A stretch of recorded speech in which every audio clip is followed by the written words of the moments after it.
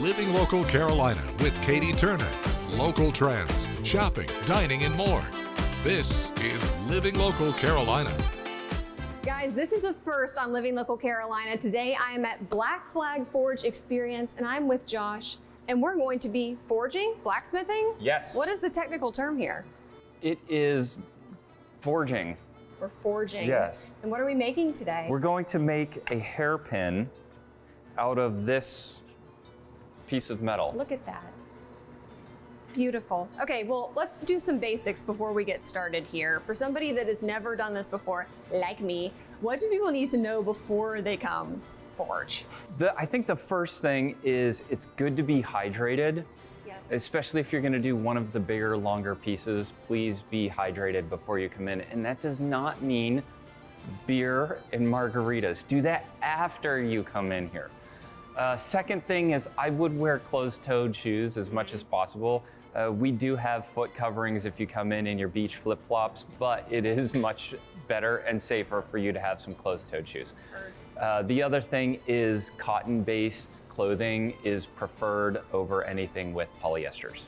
Love it. You don't want to have a melty accident. No, you don't. And you guys are the experts here. You make all kinds of stuff and you can come and pick and choose whatever you want to make. So give me some examples for people what they can make. Probably our topmost item is the rail spike knife. It's cool. Everyone kind of knows what a rail spike is and there's a lot of cool things that you can do with it. And the way that we make a knife here is really fun. So it represents a pretty large part of what we do for our business, but you can also make things like oyster shuckers, herb choppers, and there's a variety of other bigger things that take more time, like the pirate cutlass or the boarding axe or the war hammer. Those are really cool, really unique items. They take a little bit more time and a lot more exertion. Okay, are you ready to get started? I am. Are you? I don't know. He Okay. said it's going to be 300 hits, and I'm terrified. Let's get hammered. Okay. Yeah, these induction coils get hot fast, which means that you need to be ready in about 5, 4, 3, 2, 1. I feel like you're being too chill about Go ahead. this. You can go both harder and faster. I feel like I'm not being accurate enough. That is the struggle for most beginners. Accuracy is the hardest part, and it's the most important part. Am I supposed to be going in the same Yeah, spot? you're doing great. 5, 4, 3, 2, 1. Good job. Now let's compare it to the other one. See what you're doing? See how far back you moved that knuckle already? That's great.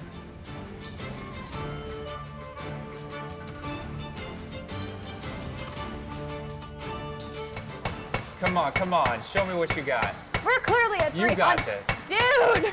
5, 4, 3, 2, 1. Good. All right, let's check our length. Let's see how we're doing. I'll bet we are at length now.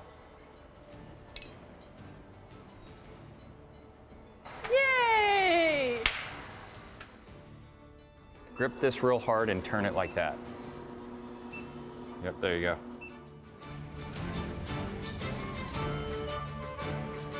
And we're gonna do some cleanup work.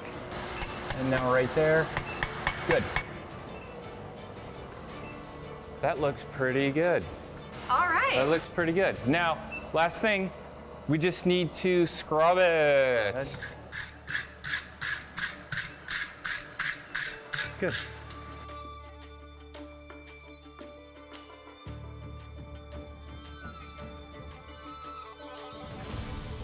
Where can people find you guys and come make a cool, fun thing like this?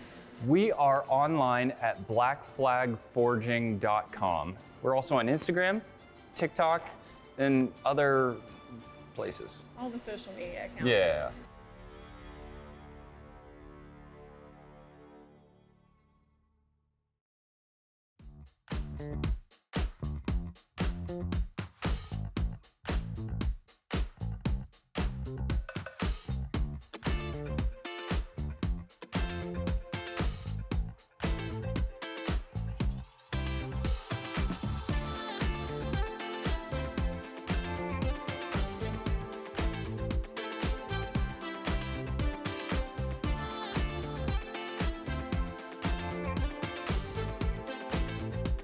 We'll be back right after this break with more Living Local Carolina.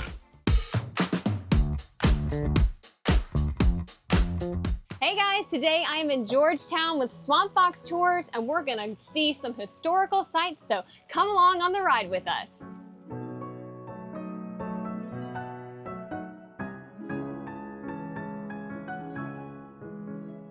All right, well, let's take off. So let's give the basic overview of Georgetown. Is that I mentioned that my family's been here since about 1740. Well, this city was forming somewhere around 1700. We're the third oldest city in South Carolina. It goes Charleston. Let me see if I can get us out of this rain today. Charleston, Beaufort, and then Georgetown. So we were established as a city in 1729 and a port of entry in 1732. Because what was happening here in Georgetown at the time is that all of the goods that you needed to survive with came in strictly through the port of Charleston. It was the only port of entry, and everything was being heavily taxed. So the people here, they wanted to ease some of that taxation, so they wanted to become a port of entry. So between lumber, indigo, which was a plant that made a deep blue or deep purple colored dye, and rice, this was a very, very wealthy area. Oh, y'all, let's see if we can get us out of this rain. This is the real deal. You're seeing what it's actually like. The weather is very unpredictable around these parts. These little storms come through really quick, so hopefully this one will ease off. I could probably get on the other street and it won't be as bad. Let's sit underneath, squeeze in underneath this tree right here. And here we have the Joseph Hayne Rainey home. Joseph Rainey, this is a National Registry Historic Site. Joseph Rainey had been born enslaved. And when he was able to gain his freedom, his family's freedom, and after the Civil War, he ended up back in Georgetown.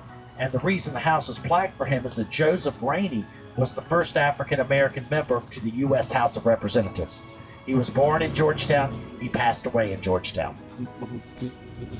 Our city has a very high inventory of 18th and 19th century structures still standing.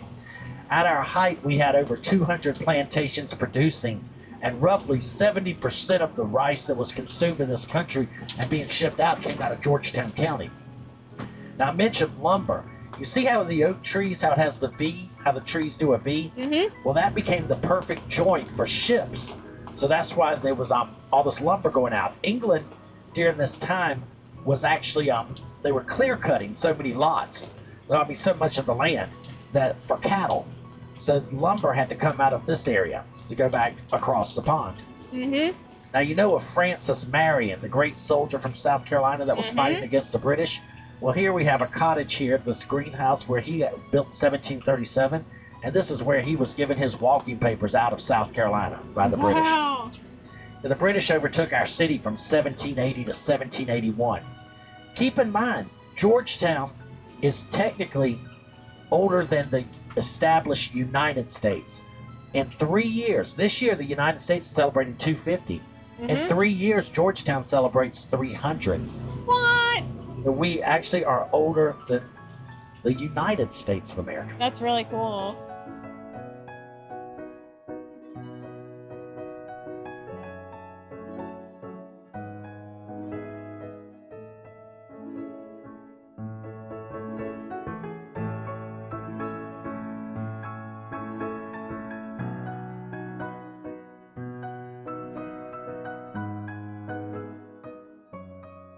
So we are the oldest running tour company in downtown Georgetown. Hey! Yeah, just sit back, relax, and we have local guides. We've got a series of other guides that work with us. And we just enjoy taking people around and letting them experience downtown Georgetown. When do you do tours? Our tours are Monday through Saturday, 11, 1, and 3. Mm-hmm. Yeah. And how do you sign up? You just call our number, 843-527-1112. And someone will take your reservation and give you all the info on where to meet the tour tram.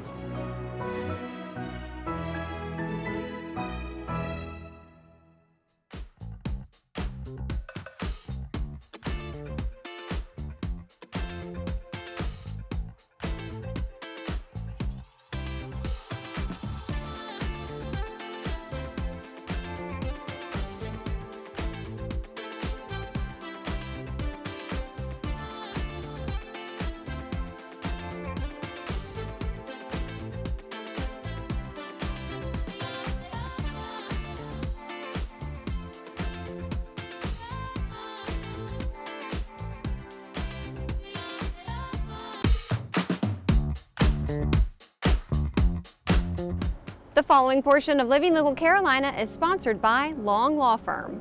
Welcome back to Living Local Carolina, everyone. Today I'm with John Long from Long Law Firm. Thanks for sitting down or standing up with me here in the beautiful Conway, South Carolina.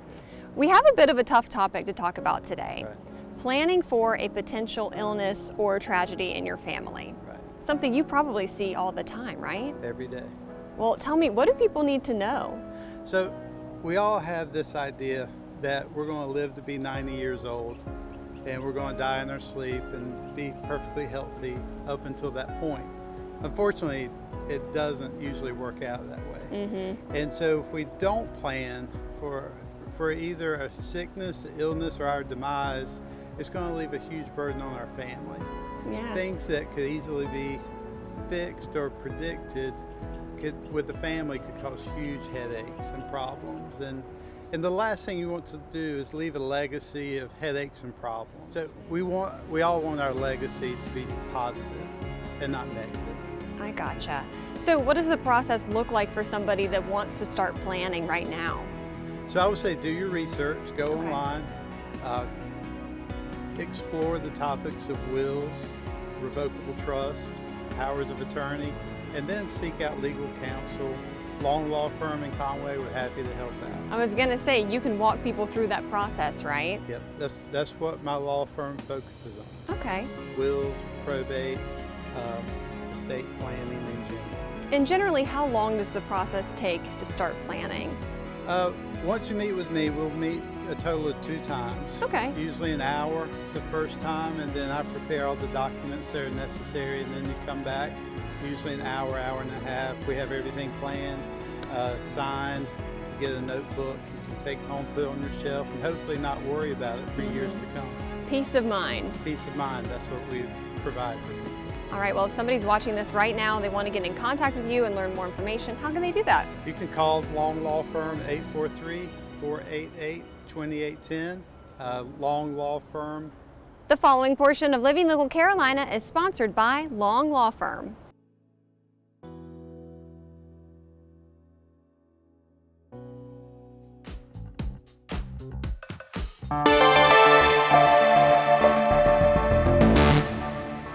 Welcome back to Living Local Carolina, everyone. I'm in the studio with my friend Quadre Stuckey. You're back on Living Local. Yes. How have you been? Everything's been incredible, can't complain.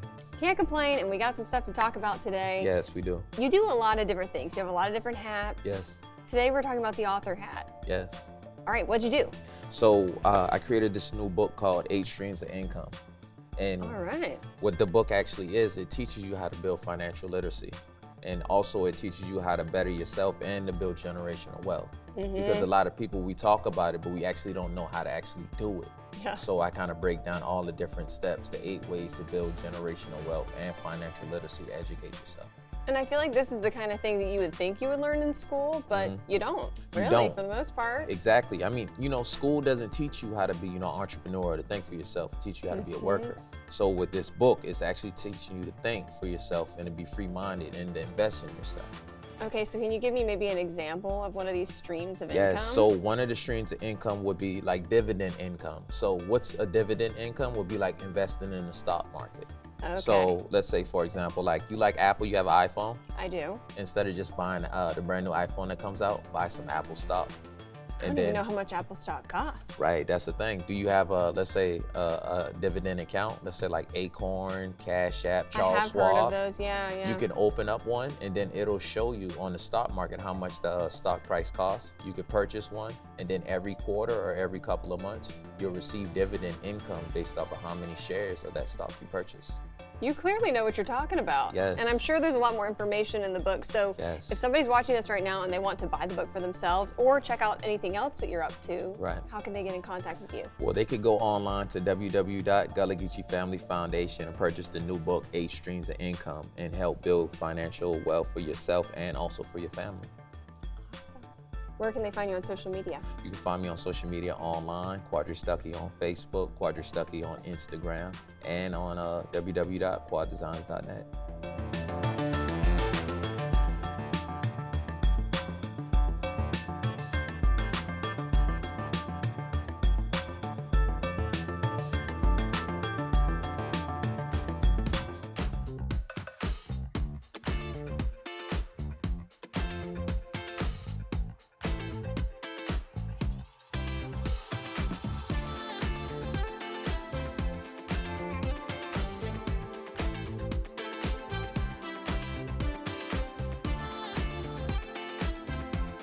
We'll be back right after this break with more Living Local Carolina.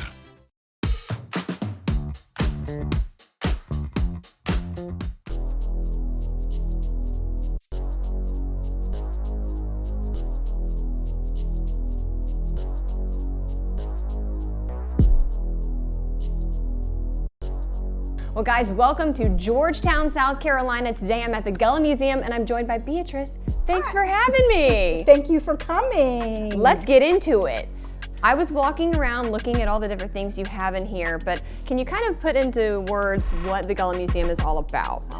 The Gullah Museum is about advocating, educating, and preserving Gullah Geechee culture. So at our museum, we like to show how the Gullah Geechee are connected to our African heritage.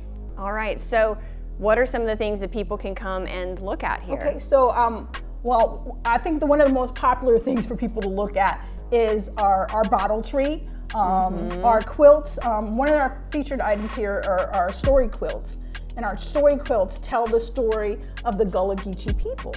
Okay, tell me more. Tell me more. So we have behind us we have our Michelle Obama quilt, and that quilt shows Michelle Obama's heritage from Georgetown, South Carolina, and starting from her great-great-grandparents to her grandfather, and how she's connected to Georgetown, South Carolina.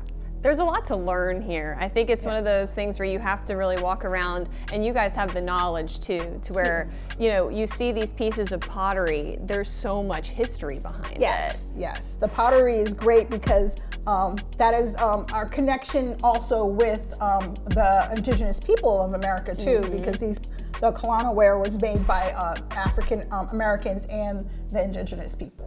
And we were talking about this earlier, but the actual history of this museum, how did all of this come to be with your family? Okay, so actually the museum was founded by my parents, Andrew and Vermel Rodriguez. It started out as just like a shop, and then my mom realized, oh, this really isn't a shop.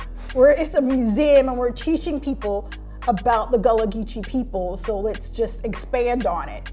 We are just a one-room museum, but we pack in a bunch of history and culture about the Gullah Geechee. Okay, tell me about Lorenzo Dow Turner. Okay, Dr. Lorenzo Dow Turner is considered the father of Gullah studies. He's important because he's the person who got us first recognized as a culture and a language.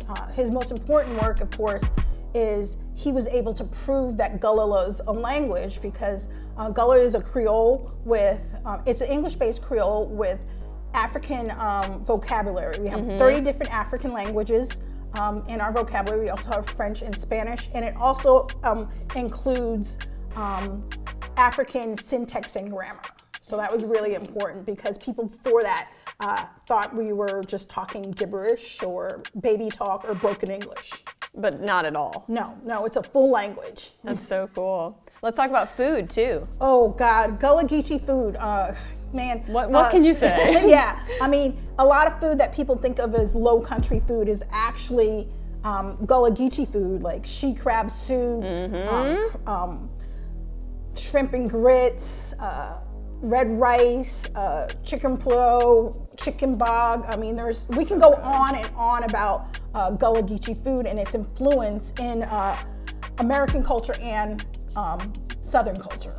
And music as well. Oh, right? yeah, I mean, music, you know, the Negro spirituals that were first recorded were all recorded in Gullah Geechee communities in Georgia and South Carolina. Some songs that people think of as just, you know, regular songs, like the song Kumbaya, that is a Gullah Geechee song. And I did not know that. Yes, and it was, the first recording of it was in 1926 of a Gullah Geechee man in Georgia. Michael Row Your Boat Ashore, that's a Gullah Geechee song. Yeah, very cool.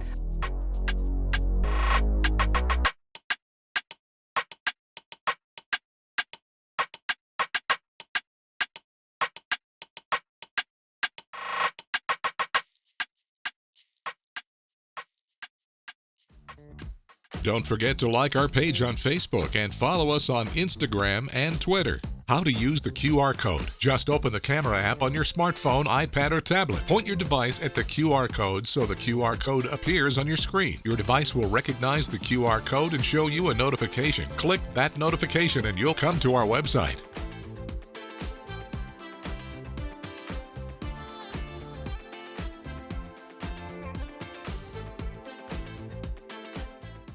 Living Local Carolina, weekday mornings at 9:30 on WBTW News 13.